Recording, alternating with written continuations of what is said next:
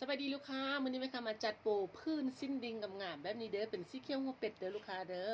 พื้นสิ้นดิงงามๆแบบนี้เลยเนาะพื้นที่1เด้อลูกค้าเด้อลูกค้ามักแคปฮูแม่ค้าให้โปร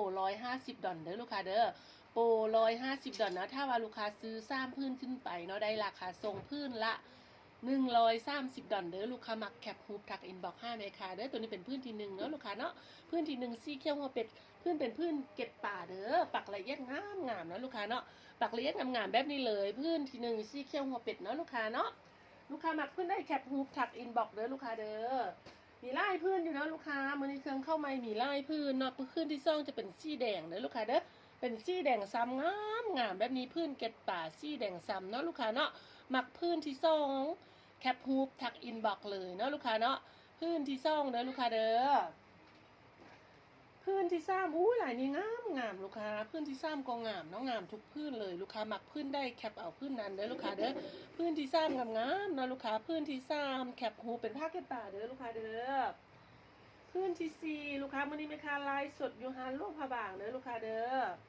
แม่ค้าไลฟ์สดอยู่หานหลวงพระบางเนาะลูกค้าเนาะแม่ค้าซื้อแม่ค้าโซกเด้อลูกค้าเด้อถ้าว่าลูกค้ายังบ่ทันเคยสั่งเครื่องหานแม่ค้าก็ลองเปิดใจเบิ่งเนาะลูกค้าเนาะลองเปิดใจเบิ่งเด้อลูกค้าเด้อพึ่งเป็นเต็มพึ่งก็จะงามๆแบบนี้เลยเนาะเครื่องงามเด้อลูกค้าเด้อ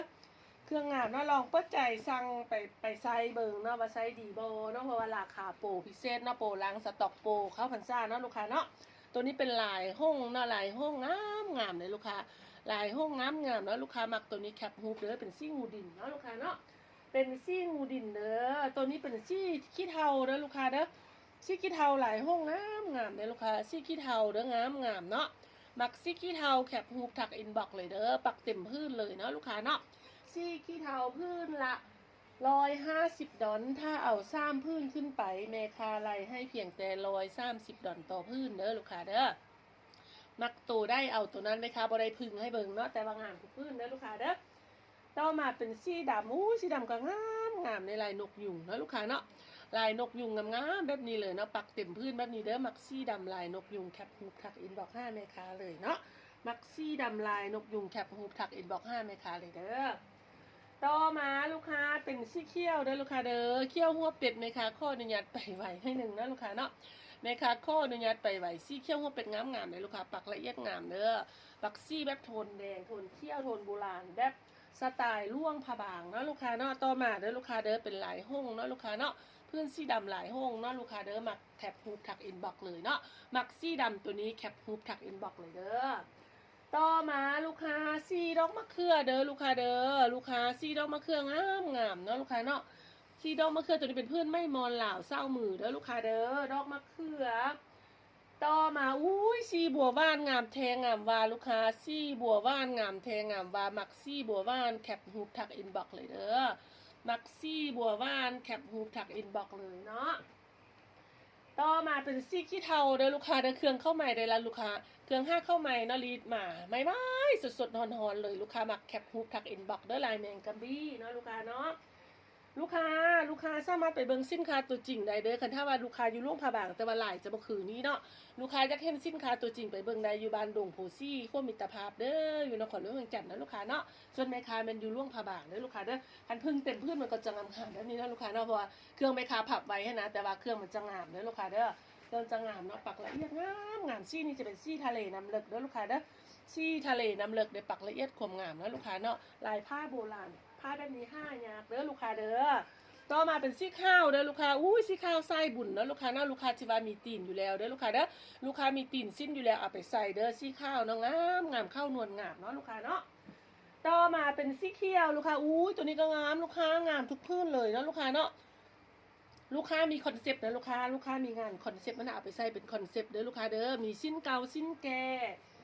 เปลี่ยนพื้นใหม่ละงามปังเลยเนาะลูกค้าเนาะงามเลิศเลยตัวนี้ก็งามเที่ยวข้าวเป็ดเด้อลูกค้าเด้อมักตัวได้แคปเอาตัวนั้นเด้อลูกค้าแม่ค้าข้อลูกค้าพร้อมโอนเด้อลูกค้าเด้อแม่ค้าข้อลูกค้าพร้อมโอนเนาะฮันแม่ค้าบ่มีปลายทางเด้อลูกค้าเด้อฮันแม่ค้าบ่มีปลายทางเนาะข้อลูกค้าพร้อมโอนแม่ค้าอยู่ล่วงพะบางเด้อบ้านทงเจริญล่วงพะบางเมืองและแขวงล่วงพะบางสีแดงงามเป็นแดงสดเลยเนาะตัวนี้เนาะเป็นสีแดงสดเด้อลูกค้าเด้อ ต่อมาตัวนี้เป็นซี่ตะกัวเนาะตะกัวเด้อตะกัวเถาเนาะ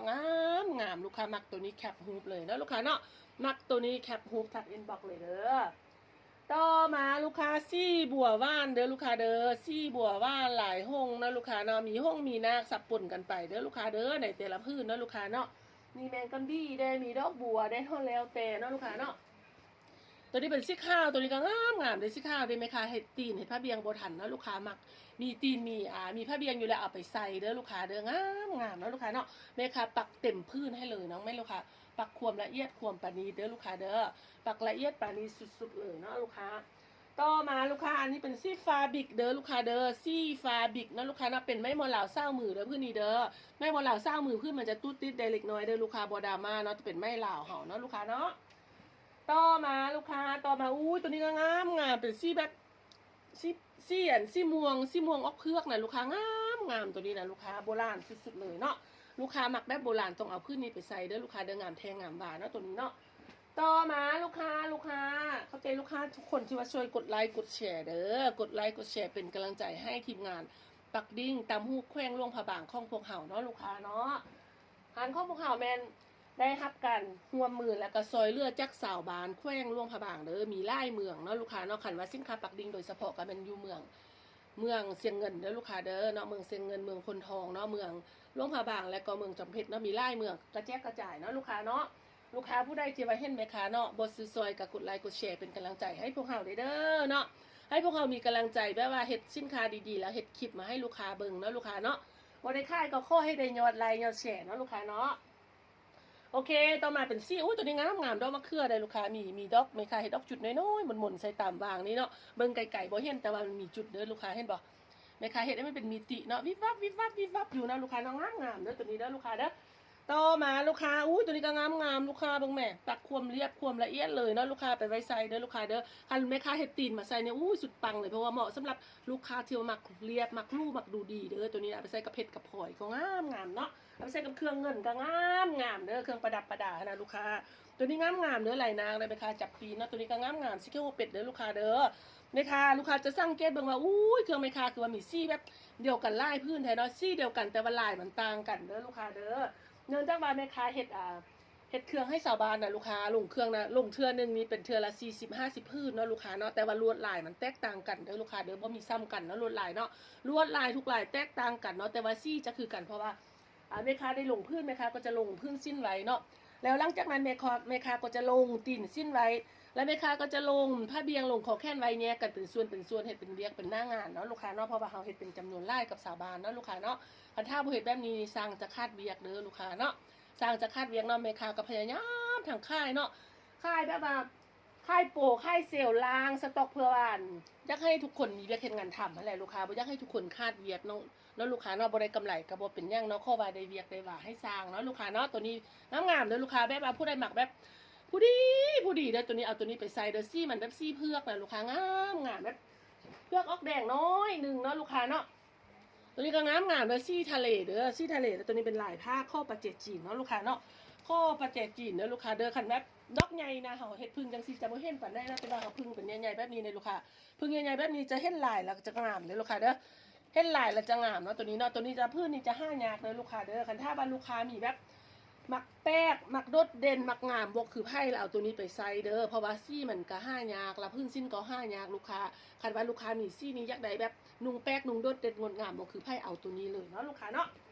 โอเคต่อมาเด้อลูกค้าเด้อต่อมาลูกค้าต่อมาเป็นซี่เขียวเด้อลูกค้าเด้อซี่เขียวงามเนาะลูกค้าเนาะซี่เขียวเด้อหมักหลายได้เอาหลายนั้นเด้อเพราะว่าซี่เขียวว่าเป็ดแม่ค้าโซมานี่มีลายพื้นอยู่นะลูกค้าเนาะมีลายพื้นอยู่ลูกค้าแคปฮูไปเด้อลูกค้าเด้อแคปฮูไปเนาะได้ป่ะตัวอย่างว่ายักษ์มักเอาซี่เพือกตัวนี้ก็แคปไว้มันมีซี่5พื้นแล้วสุดท้ายลูกค้าก็มาเลือกเอาเนาะว่ามักหลายได้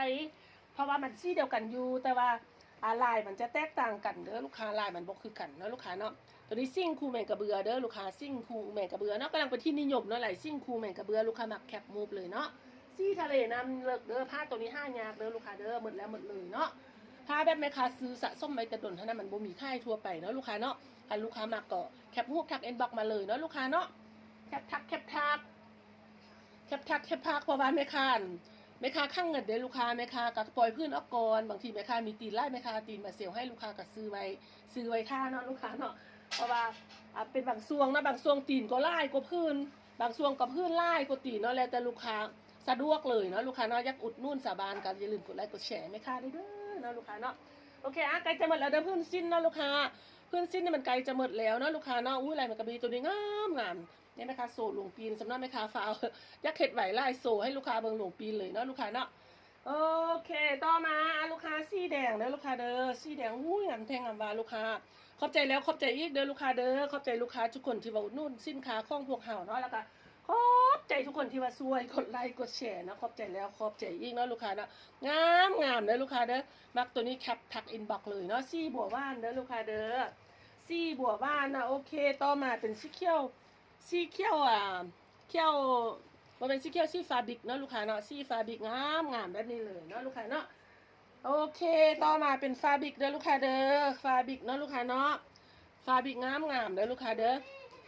งามทุกพื้นเลยลูกค้าเอาพื้นได้ก็ได้เนาะลูกค้าเนาะเอาพื้นได้ก็ได้เนาะเบิ่งสังเกตเบิ่งสีดิ่งมันจะแตกต่างหลายๆดิ่งมันจะแตกต่างกันเนาะลูกค้ามักพื้นได้ก็เอาพื้นนั้นเนาะลูกค้าเนาะสีแดงซ้ำเด้อ